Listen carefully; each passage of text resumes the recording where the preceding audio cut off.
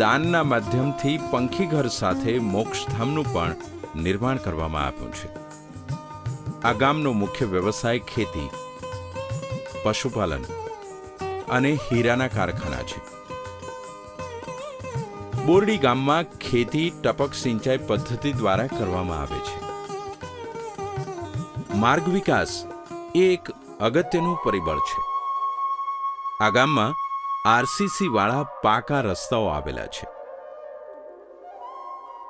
બોરડીમાં બિનપરંપરાગત ઉર્જાને પ્રાધાન્ય આપવામાં આવ્યું છે.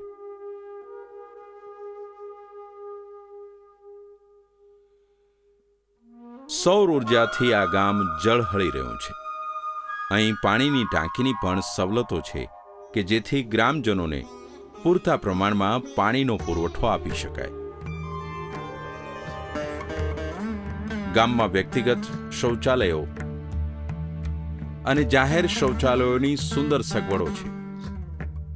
મહિલા સ્નાન ગૃહ, ગંદા પાણીના નિકાલ માટે ગટર લાઇન, બસ સ્ટેન્ડ સહિતની સુવિધાઓથી સભર આ ગામ એક સુંદર અને આદર્શ ગામ બની રહ્યું છે. મારા ગામની અંદર મને જે આગેવાનો બધા મળી અને અમારી આખી બોડી બહેનોની આગેવાનોએ આગળ આલી અને બનાવડાવી છે. અને પછી અમે બધા બહેનો ઘરે ઘરે સંડાસ બાથરૂમ બનાવવાની કાળજી લીધી અને બધા બહેનો અમારા ગામની અંદર 6 જૂથ બનાવેલા છે.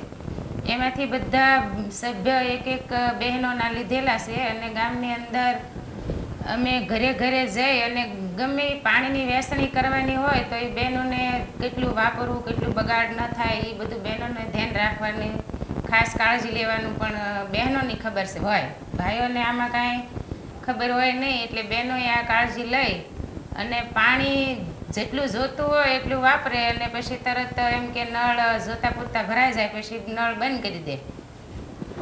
અને બીજું અમારા ગામની અંદર આ નિર્મળ ગામ બનાવવાથી અમારે એક મોટો લાભ એ છે કે વર્ષની અંદર જે 700 થી 800 માણસો દવાખાને જતા અને 1 લાખ 1.5 લાખનો ખર્ચ થતો એ પણ અમારે બચાવ થયો છે. આ નિર્મળ ગામ બનાવ્યા પછી અમારા ગામની અંદર વર્ષની અંદર 100 થી 125 સુધીના માણસો દવાખાનામાં જાય છે. મોટો ફાયદો અમારે આ નિર્મળ ગામ બનાવ્યું એમાં મોટો ફાયદો આ છે અમારી ગામની અંદર. અને હજી અમારે ઘણા કામો અમારા ગામની અંદર કર્યા છે અને હજી ઘણા પણ બાકી છે. એ અમારે બધા બહેનોને હજી મનમાં એ કામ કરવાના છે. એ કામ થઈ જાય એ અમારી એક ભાવના છે. એવું અમારા ગામને નિર્મળ રાખવાનું છે એવું અમારા બધા બહેનોના મનની અંદર ભાવ છે. બોરડી ગ્રામ પંચાયત લોક પ્રશ્નોના ઉકેલ માટે સદા તત્પર રહે છે. આ ગ્રામ પંચાયતમાં કોમ્પ્યુટર દ્વારા જન્મ મરણની નોંધણી કરી આપવામાં આવે છે. અહીં ગ્રામ પંચાયત દ્વારા ઘર દીઠ ₹10 સફાઈ વેરો લેવામાં આવે છે. આ ગામને નિર્મળ ગામ તરીકે ઘોષિત કરવામાં આવ્યું છે. સમરસ ગામનું પ્રમાણપત્ર પણ બોરડી ગામને મળ્યું છે. ટ્રોફી અને અન્ય પ્રોત્સાહક પ્રમાણપત્રો પણ આ ગામને મળ્યા છે. આ ગામની યુનિસેફની ટીમે મુલાકાત લીધી છે, જ્યારે ડોક્ટરની પદવી મેળવનારા કેટલાય વિદ્યાર્થીઓ પણ આ ગામના વિકાસથી પ્રભાવિત થયા છે. કોઈ પણ નદી નાળા કે વોંકળામાં જેટલા વિસ્તારનું વરસાદી પાણી આવતું હોય તે સમગ્ર વિસ્તારને વોટરશેડ કહેવામાં આવે છે. રાજ્ય સરકારની જળ સિંચન જળ સંચયની પ્રોત્સાહક પહેલનો આ ગામે સુંદર પ્રતિસાદ આપ્યો છે. આ ગામમાં વોટરશેડ યોજના અંતર્ગત 16 નાના મોટા ચેકડેમ, 6 ખેત તલાવડી અને 3 મોટા તળાવોનું નિર્માણ કરવામાં આવ્યું છે.